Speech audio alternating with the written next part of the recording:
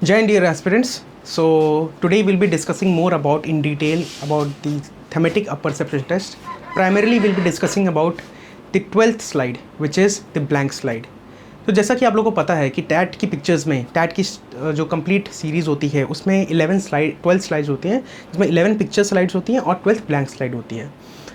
Blank slide को लेकर के कॉन्सेप्ट बहुत ही क्लियर नहीं है बच्चों के मन में कि ये होती क्या है और इसका पर्पस क्या रहता है। देखिए, blank slide is in clear test of your complete imagination about your life. Primarily उसमें भी आपको 30 सेकेंड्स तक एक ब्लैंक स्लाइड दिखाई जाएगी, then you will proceeded with 4 minutes of blank slide where in that time is for writing down your story. ना 12th जो story होती है वो क्या होनी चाहिए? 12th स्टोरी बेसिकली ऐसी स्टोरी होनी चाहिए जो आपकी लाइफ से रिलेटेड होनी चाहिए। प्राइमरली ऐसी स्टोरी जहाँ पर आपने एक एक्शन किया होता है या जहाँ पर आपने कुछ अचीव किया होता है अपनी लाइफ में, जो बहुत ही रेलेवेंट होता है करेंट टाइम के हिसाब से। For example like just as in you are a graduate, तो आप अगर फ्रेश ग्रेजुएट हैं तो आपकी ग्रेजुएशन के टाइम में आपने कोई ऐसी एक्टिविटी की हो, कोई किसी एक्टिविटी में पार्टिसिपेट किया हो, स्पोर्ट्स एक्टिविटी हो सकती है, एक्स्ट्रा करिकुलर एक्टिविटी हो सकती है, या कोई भी एक सोशल वर्क हो सकता है, एनजीओ में पढ़ाना हो सकता है, ये कुछ भी, उसमें जो आपने काम किया है उस काम की कहानी जो है वो आपकी आप ब्लैंक स्टोरी बना सकते हैं।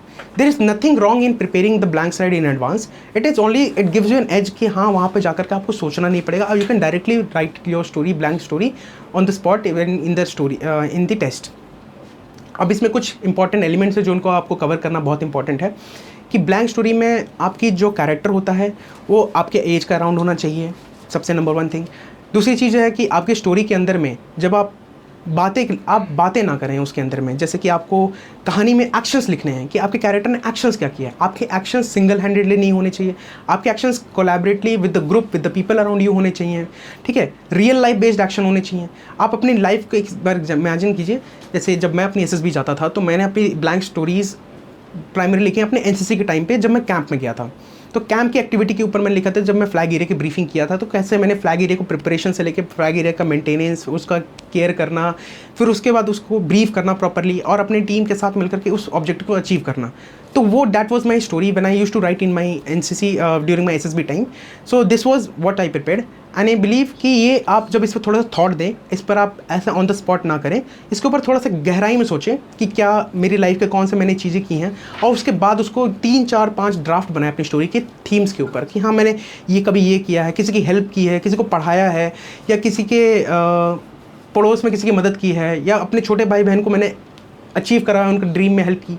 तो बहुत सारी चीज़ें हो सकती हैं जो आपने एक्चुअली एक्शन बेस्ड होनी चाहिए। तो this is all about the 12th blank slide.